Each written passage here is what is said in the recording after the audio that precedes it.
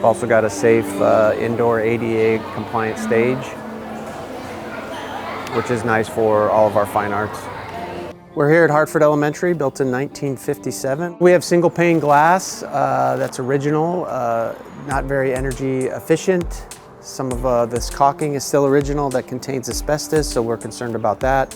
And then these block walls, as you'll see when we go on the inside, don't have drywall on the inside. They're not furred out, so the heat just transfers directly into the building.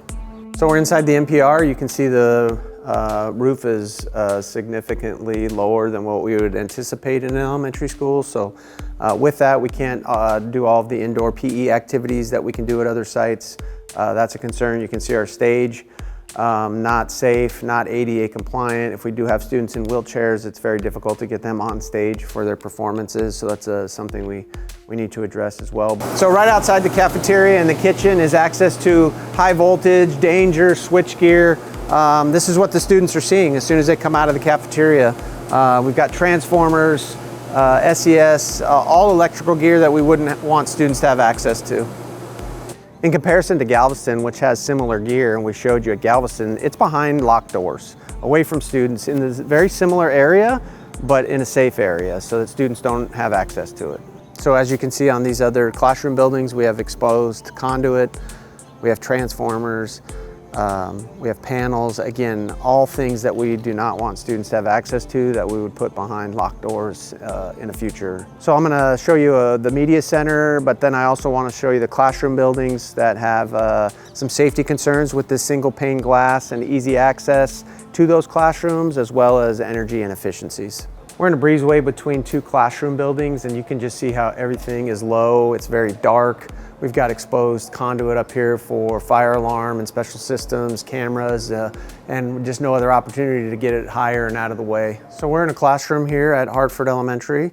You can see the ceilings are retrofitted to the original ceiling so that we could provide some HVAC and some more traditional lighting, but they're still very low and dark.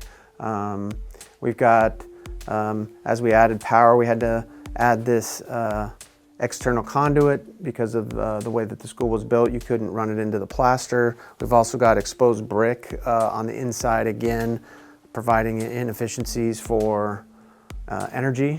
And then we've got large windows on both sides, so security issues as well there. Single pane, again, with outdated materials, asbestos in the caulk. Yeah, this is room 4. So one of our, I think, kindergarten classrooms, and they've had significant termite damage here in all of this casework, and it's hidden behind the backs of the casework. But over the years, we've dealt with significant termite damage here at Hartford. We've also replaced the sewer lines at Hartford. You know, the bones of the school are pushing 70 years old, and pipes and the backbone of schools just wear out. We build buildings for 50-year. We think of buildings as 50-year buildings, and so we've certainly surpassed the 50 at Hartford.